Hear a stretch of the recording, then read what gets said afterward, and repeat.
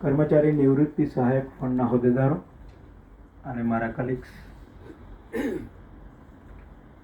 બેંકના કર્મચારીઓ નિવૃત્ત થાય ને આપણે સન્માન કરીએ એવું બહુ વર્ષો પહેલાં આપણે વિચારેલું અને કોન્ટ્રીબ્યુશન આપણે કાઢતા હતા. અને એ પૈકી ઘણા બધા કર્મચારીઓને આપણે લાભ આપ્યો. જેસીએ એવું કહ્યું કે 10,000 જ કેમ, તો એના બે કારણ છે. ઘણી વખત એવું હોય કે હાયર ઓથોરિટી કંઈક નક્કી કરતી હોય તો એની પાછળ કોઈ લોજિક હોય. બેંકના 100 વર્ષ થવાના હતા એટલે એવું કે બેંકના 100 વર્ષ થાય અને બિઝનેસ 10,000 થાય, એવો એક પ્રાસ બેસાડ્યો હતો. બીજી વાત કે અત્યારે એક્સપર્ટ કમિટીએ એની રેકમેન્ડેશન મૂકી છે રિઝર્વ બેંક પાસે. આ એટલા માટે તમને ખબર નહીં હોય કે આપણે ફક્ત જમા ઉધાર કરીને જ આગળ જઈએ છીએ. આ રેકમેન્ડેશન જે થઈ છે, NS વિશ્વનાથન એના કમિટીના ચેરમેન હતા અને એ સબ કમિટીમાં નાફકબના ચેરમેન જ્યોતિન્દ્ર મહેતા, એણે એક સબ કમિટી બનાવેલી, તેમાં હું હતો. 1554 કોઓપરેટિવ બેંક, એમાં 54 શેડ્યુલ બેંક. આટલી બધી બેંકોને મેનેજ નથી કરી શકતી રિઝર્વ બેંક. ગુજરાતની વાત કરીએ તો ગુજરાતમાં 218 બેંક કોઓપરેટિવ બેંક છે. એમાંથી 84 bank 84 out of 218 unit bank છે, એક જ. અને 25-30 વર્ષથી ચાલે છે. પણ looking to the technology innovation જે રીતે જઈ રહ્યું છે ને, દે કેનોટ એફોર્ડ. એ એફોર્ડ કરી શકે એવું છે જ નહીં. એટલે જે એક્સપર્ટ કમિટીની રેકમેન્ડેશન છે એમાં કોઓપરેટિવ સ્ટ્રક્ચરને 4 પાર્ટમાં વહેંચેલું છે. અને being a cooperative bank, multi state bank, nearly 9,000 crore. People's bank ત્રીજા લેયરમાં છે હજી. એટલે ચોથા લેયરમાં જવું હોય તો must be require 10,000. That is a magic figure કે એક વખત 10,000 ટચ થાય ને પછી કોઈ વાંધો નહીં. તમે 100 કરોડની બેંક લઈ લો ને અને 10 કરોડ તમારો બિઝનેસ વધે એટલે 110 થાય. 11 કરોડ તો એમ કે 10% તમારો વધ્યો એવું કહેવાય. પણ તમે કોઈ 10,000 કરોડની બેંક લો ને અને 100 કરોડનો બિઝનેસ વધે ને તો એનો ગ્રોથ જ નહીં કહેવાય. એટલે જેમ તમે મોટા થાવ ને એમ ઢીલા થતા જાઓ, સ્લો થતા જાઓ. આ બધા રિટાયર થઈ ગયા ને એ જ્યારે બેંકમાં દાખલ થયા ત્યારે જે કામ કરતા તે નહીં કરી શકે. હવે બધાને જ આ લાગુ પડે છે. જે હું દોડતો તો અત્યારે દોડવાની ઈચ્છા થાય તોય નહીં દોડી શકું.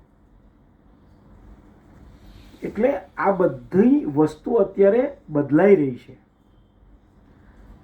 8,912 કરોડનો બિઝનેસ ગઈકાલે થયો આપણો.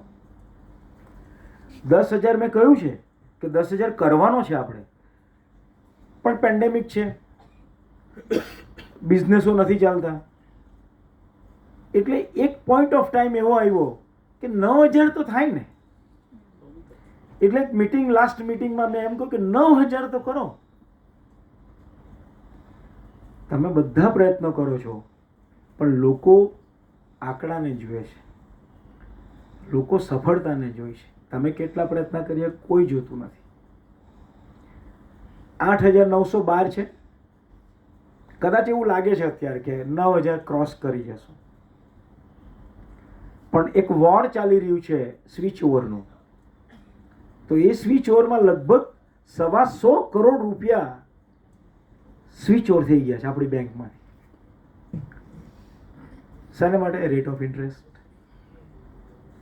8.5 લાખ કરોડ રૂપિયા ઇકોનોમીમાં છે. જો અર્થશાસ્ત્ર ભણ્યા હોય ને તો આપણે ભણેલા છે. પણ ખાડો ખોદવાનો અને પૂરવાનો જો કામ નહીં હોય તો એવું કેન્સ કહી ગયેલો એટલું આવડે બસ.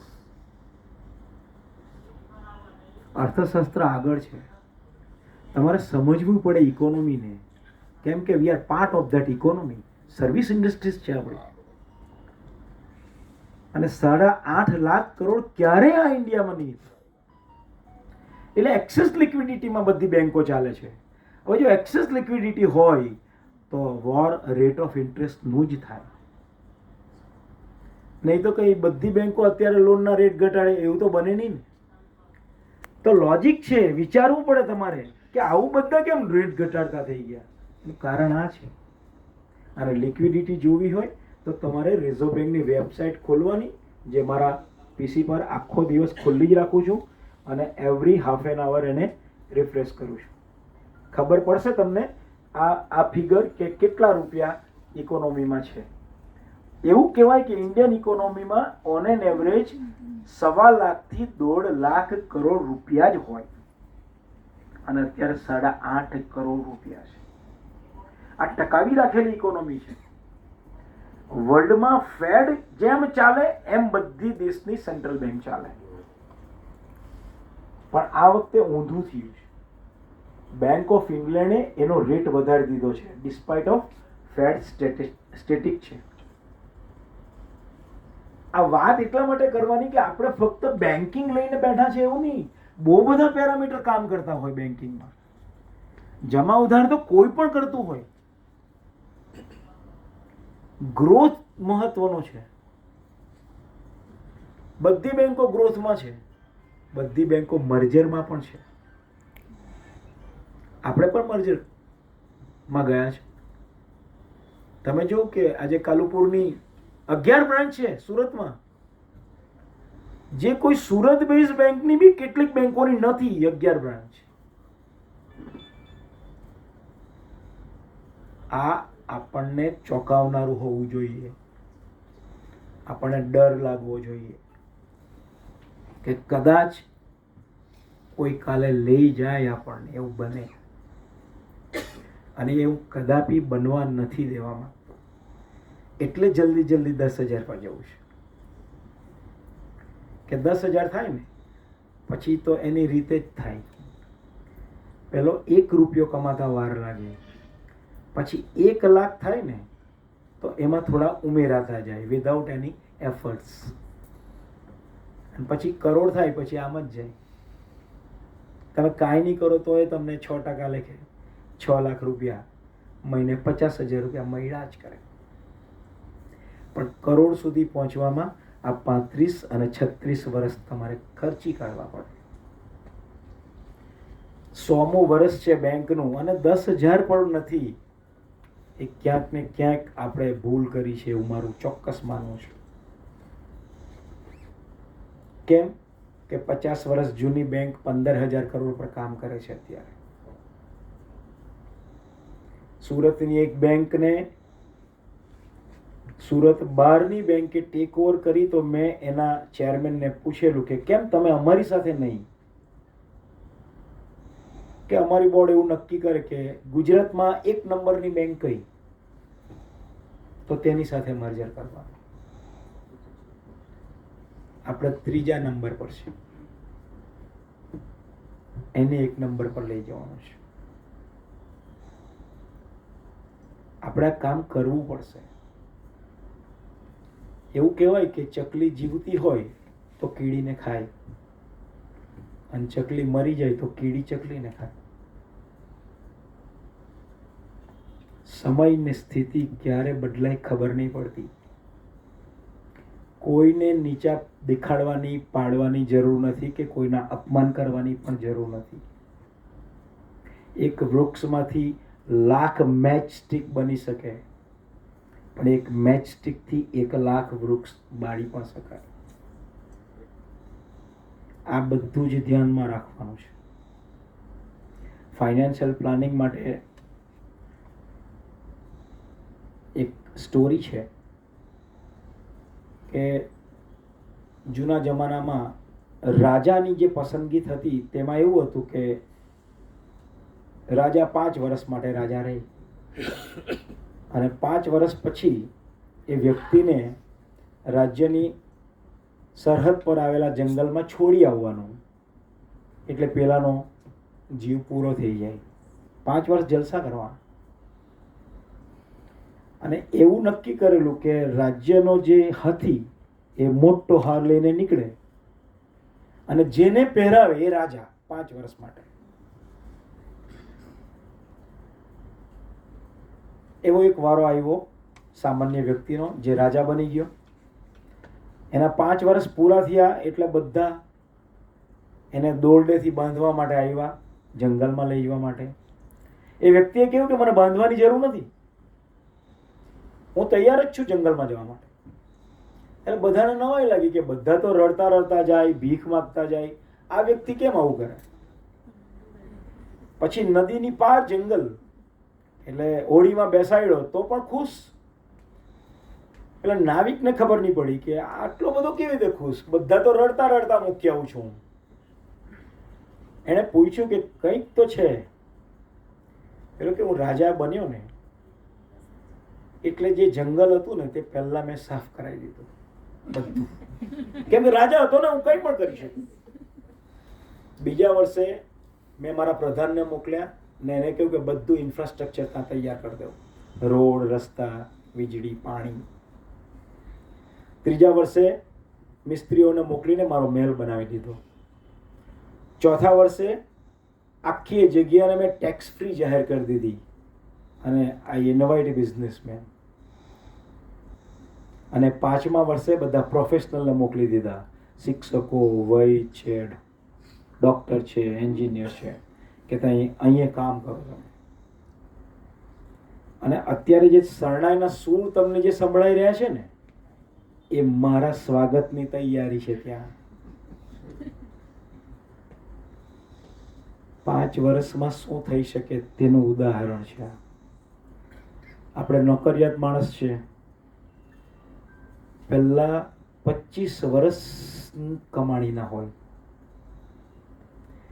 તો 60 વર્ષ પછી જિંદગી ચાલે એટલું કમાઈ લેવું જોઈએ 25 વર્ષમાં.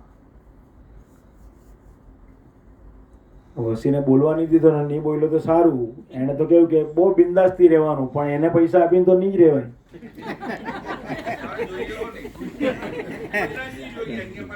એટલે ફાઇનાન્શિયલ પ્લાનિંગ મહત્વનું છે. એમણે કહ્યું, મેં 100% જ વાત કરી છે કે બધું આપણી પાસે જ રાખવાનું, આપણા કિડ્સને કંઈ નહીં આપવાનું. બધા કિડ્સ આપણા જ છે. કેમ કે ગમે તેવું હોય ને, પૈસા વગર નહીં ચાલતી જિંદગી. ગમે તેટલી તમારી પાસે હોશિયારી હોય ને, without money you cannot walk. એક કદમ પણ નહીં ચાલી શકાય. અત્યારે મારો એક ફ્રેન્ડ મળવા આવેલો હતો, બહુ લિટલ બીટ એની મધરને તકલીફ થઈ અને મહાવીરમાં દાખલ કર્યા. એટલે મેં ખાલી જસ્ટ પૂછ્યું, અહીંયા એટલે મોડું થયું મને આવતા, કે 7 મહિના મધરને રાખવા પડ્યા હોસ્પિટલમાં. એટલે મેં તરત પૂછ્યું કે કેટલું બિલ થયું, કે 50 લાખ, 50 lakhs. અને રિઝલ્ટ શું? આજે પણ નથી સારા. એટલે આજે પણ આમ કોમામાં જ છે, ઘરે છે. હવે શું કરે? 80,000 રૂપિયામાં 2 નસ રાખી છે. એ તો કરોડપતિ છે એટલે ચાલે, આપણને નહીં પોસાય. અને ટુ બી વેરી ફ્રેન્ક, આપણું કોઈ સ્વજન આવું હોય ને તો કદાચ આપણે ડૉક્ટરને કહીએ કે આ જાય તો સારું, કોઈ રસ્તો હોય તો બતાવો. 100% જ આવી મેન્ટાલિટી હોય આપણી. લાગણીની રીતે ચાલતી હોય. પૈસા બહુ જરૂરી છે. એટલે ફાઇનાન્શિયલ પ્લાનિંગ તો બધાએ કર્યું જ હશે. તમે એમ બી પીપલ્સ બેંકના એમ્પ્લોયીને કહેવાની જરૂર નથી કે ભાઈ ફાઇનાન્શિયલ પ્લાનિંગ નથી કર્યું. તમે જે કંઈ પણ આવે, કારણ કે જીવનભરની મૂડી છે. હવે કોઈ આપણે જેટલો પગાર લેતા હતા એવું આપવાનું નથી કોઈ. અને બીજી એક સ્ટોરી કેવી છે મારે.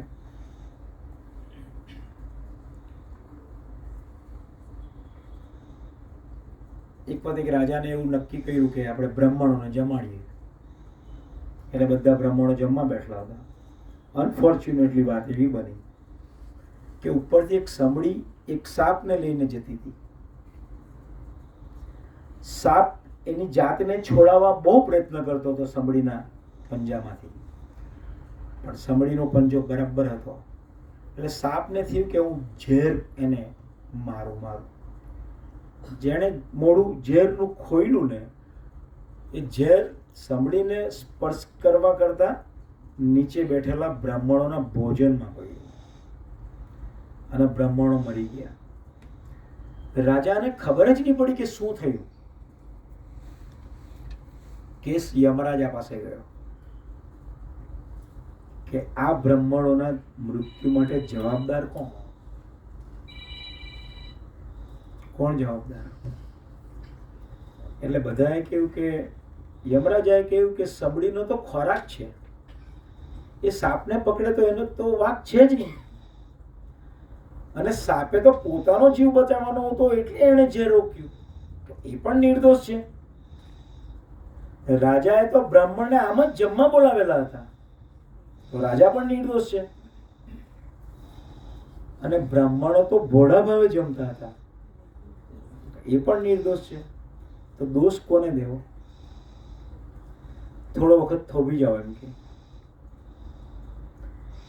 એટલે ફરીવાર રાજાએ સાધુ સંતોને જમવા બોલાવ્યા. એટલે સાધુ સંતો મેલમાં જતા હતા, પણ રસ્તો નહીં મળ્યો. એટલે એક લેડી ત્યાં હતી અને પૂછ્યું કે મહેલનો રસ્તો ક્યાં જાય છે, મહેલનો રસ્તો કયો છે? એટલે પેલી સ્ત્રીએ એમ કહ્યું કે મહેલનો રસ્તો આ તરફ છે, પણ જોજો રાજા જમાડીને મારી નાખતો છે. અને યમરાજાએ કહ્યું કે જવાબદાર પેલી સ્ત્રી છે, બાકી કોઈ જવાબદાર નથી બ્રાહ્મણના મરવામાં. તમે કોઈના કાનમાં જૂઠું ઝેર રેડો, તમે કોઈની ટીકા કરો, કોઈની નિંદા કરો, તો કર્મની થિયરી આવી પણ છે કે નહીં હોય તો પણ દંડાઈ જાય. એટલે સારી વ્યક્તિ બનવાનો જ આપણે તો પ્રયત્ન કરવાનો છે. આ બધાને મારી એક રિક્વેસ્ટ પણ છે રિટાયર વાળા માણસોને, કે ઘણી વખત રિટાયર માણસ આવે બેંકમાં એટલે એને ઓછું આવે કે મને માન નહીં આપે, મેં કેટલા વર્ષ કામ કર્યું ને. Don't expect. અપેક્ષા વધશે ને તો દુઃખ વધવાનું જ છે. Don't expect. આ સિદ્ધાંત લાગુ કરી દો જીવનમાં આજથી જ. કોઈ મારું સારું કરે તો એ સારું, બુરું કરે તો એ સારું. આ વૃત્તિ નહીં કેળવશો ને તો 100% જ દુઃખી થશો. અને હું ઈચ્છીશ કે at the end of our life એવો અફસોસ જીવનમાં નહીં રાખતા આ વસ્તુ રહી ગઈ કરવાની. એટલે જીવજો, જે કરવું હોય તે કરજો, અને મળવાનું મન થાય તો ચાલી આવજો. વર્ષ બદલાયું છે, હું નથી બદલાયો. Thank you.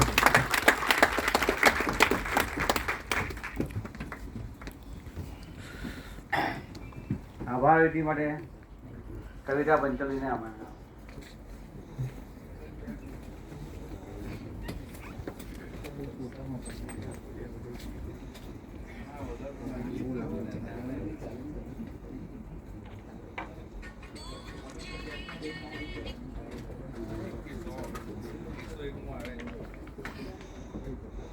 નમસ્કાર. આભાર વિધિની શરૂઆત કરતા સૌપ્રથમ હું the Surat people's cooperative credit society limited તથા કર્મચારી નિવૃત્ત સહાય ફંડના તમામ હોદ્દેદારોના આમંત્રણને માન આપી પોતાનો કિંમતી સમય ફાળવી આજના કાર્યક્રમમાં અધ્યક્ષ સ્થાને હાજર રહેવા આપણા જનરલ મેનેજર